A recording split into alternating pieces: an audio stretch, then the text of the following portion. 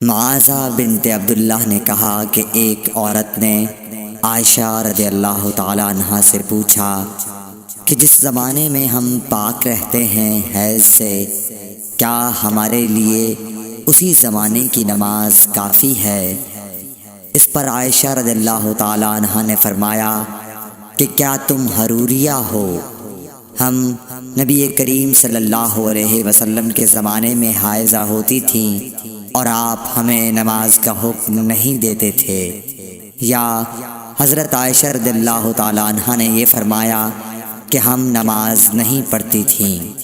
صحیح بخاری حدیث نمبر 321۔ زینب بنت ابی سلمہ سے روایت ہے، انہوں نے بیان کیا کہ ام سلمہ رضی اللہ عنہا نے فرمایا کہ میں نبی کریم صلی اللہ علیہ وسلم کے ساتھ چادر میں لیٹی ہوئی تھی کہ مجھے حیض آ گیا، اس لیے میں چپکے سے نکل آئی اور اپنے حیض کے کپڑے پہن لیے۔ رسول کریم صلی اللہ علیہ وسلم نے فرمایا، کیا تمہیں حیض آ گیا ہے؟ میں نے کہا جی ہاں۔ پھر مجھے آپ نے بلا لیا اور اپنے ساتھ چادر میں داخل کر لیا۔ زینب نے کہا کہ مجھ سے ام سلمہ نے بیان کیا کہ نبی کریم صلی اللہ علیہ وسلم روزے سے ہوتے اور اسی حالت میں ان کا بوسہ لیتے، اور میں نے اور نبی کریم صلی اللہ علیہ وسلم نے ایک ہی برتن میں جنابت کا غسل کیا۔ صحیح بخاری حدیث نمبر 322۔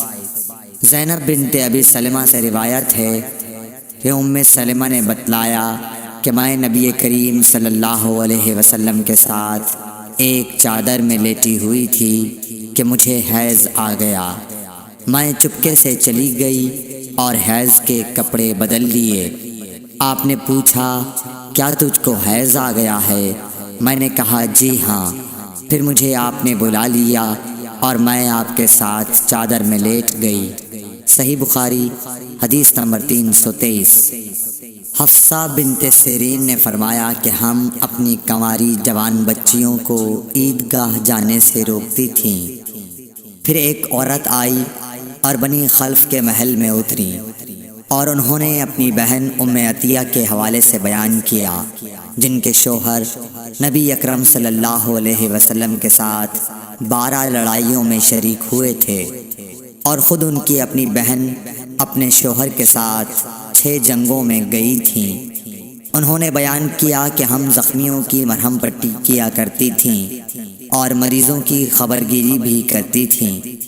میری بہن نے ایک مرتبہ نبی اکرم صلی اللہ علیہ وسلم سے پوچھا کہ اگر ہم میں سے کسی کے پاس چادر نہ ہو تو کیا اس کے لیے اس میں کوئی حرج ہے کہ وہ نماز عید کے لیے باہر نہ نکلے؟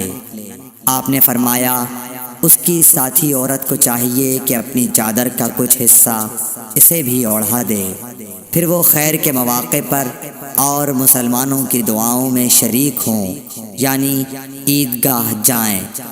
پھر جب ام عطیہ آئیں تو میں نے ان سے بھی یہی سوال کیا۔ انہوں نے فرمایا، میرا باپ آپ پر فدا ہو، ہاں آپ نے یہ فرمایا تھا۔ اور ام عطیہ جب بھی حضرت صلی اللہ علیہ وسلم کا ذکر کرتی تو یہ ضرور فرماتی کہ میرا باپ آپ پر فدا ہو۔ انہوں نے کہا، میں نے آپ کو یہ کہتے ہوئے سنا کہ جوان لڑکیاں، پردے والیاں اور حائضہ عورتیں بھی باہر نکلیں اور مواقع خیر میں اور مسلمانوں کی دعاؤں میں شریک ہوں، اور حائضہ عورت جائے نماز سے دور رہے۔ حفصہ کہتی ہیں، میں نے پوچھا، کیا حائضہ بھی؟ انہوں نے فرمایا، کیا وہ عرفات میں فلاں فلاں جگہ نہیں جاتی؟ یعنی جب وہ ان جملہ مقدس مقامات میں جاتی ہیں تو پھر عیدگاہ میں کیوں نہ جائیں؟ صحیح بخاری حدیث نمبر 324۔ ہشام بن عروہ نے کہا کہ مجھے میرے والد نے حضرت عائشہ رضی اللہ تعالی عنہا کے واسطے سے خبر دی کہ فاطمہ بنت ابی حبیش رضی اللہ عنہا نے نبی صلی اللہ علیہ وسلم سے پوچھا کہ مجھے استحاضہ کا خون آتا ہے اور میں پاک نہیں ہو پاتی، تو کیا میں نماز چھوڑ دیا کروں؟ آپ صلی اللہ علیہ وسلم نے فرمایا، نہیں، یہ تو ایک رگ کا خون ہے، ہاں اتنے دنوں میں نماز ضرور چھوڑ دیا کرو کہ جن میں اس بیماری سے پہلے تمہیں حیض آیا کرتا تھا، پھر غسل کر کے نماز پڑھا کر۔ صحیح بخاری حدیث نمبر 325۔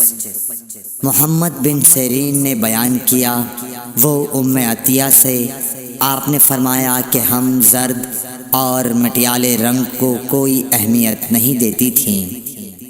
صحیح بخاری حدیث نمبر 326۔ حضرت عائشہ رضی اللہ تعالی عنہا سے، جو حضرت صلی اللہ علیہ وسلم کی بیوی ہیں، روایت ہے کہ ام حبیبہ 7 سال تک مستحاضہ رہیں۔ انہوں نے نبی کریم صلی اللہ علیہ وسلم سے اس کے بارے میں پوچھا تو آپ صلی اللہ علیہ وسلم نے انہیں غسل کرنے کا حکم دیا اور فرمایا کہ یہ رگ کی وجہ سے بیماری ہے۔ پس ام حبیبہ ہر نماز کے لیے غسل کرتی تھیں۔ صحیح بخاری حدیث نمبر 327۔ حضرت عائشہ رضی اللہ تعالی عنہا سے روایت ہے کہ انہوں نے رسول کریم صلی اللہ علیہ وسلم سے کہا کہ حضور صفیہ بنت حی کو حج میں حیض آ گیا۔ رسول اللہ صلی اللہ علیہ وسلم نے فرمایا، شاید کہ وہ ہمیں روکیں گی، کیا انہوں نے تمہارے ساتھ طواف زیارت نہیں کیا؟ عورتوں نے جواب دیا کہ کر لیا ہے۔ آپ نے اس پر فرمایا کہ پھر نکلو۔ صحیح بخاری حدیث نمبر 328۔ حضرت عائشہ رضی اللہ تعالی عنہا فرماتی ہیں کہ نبی کریم صلی اللہ علیہ وسلم نے فرمایا کہ جب حیض کا زمانہ آئے تو نماز چھوڑ دے، اور جب یہ زمانہ گزر جائے تو خون کو دھو اور نماز پڑھ۔ صحیح بخاری حدیث نمبر 331۔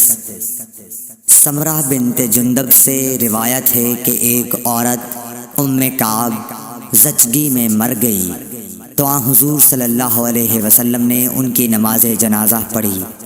اس وقت آپ ان کے جسم کے وسط میں کھڑے ہوئے۔ صحیح بخاری حدیث نمبر 332۔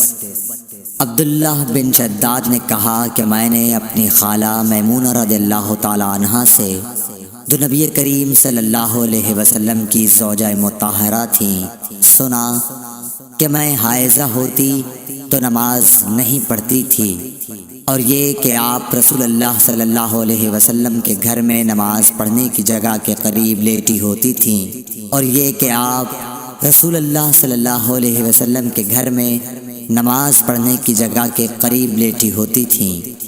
آپ نماز اپنی چٹائی پر پڑھتے، جب آپ سجدہ کرتے تو آپ کے کپڑے کا کوئی حصہ مجھ سے لگ جاتا تھا۔ صحیح بخاری حدیث نمبر 333۔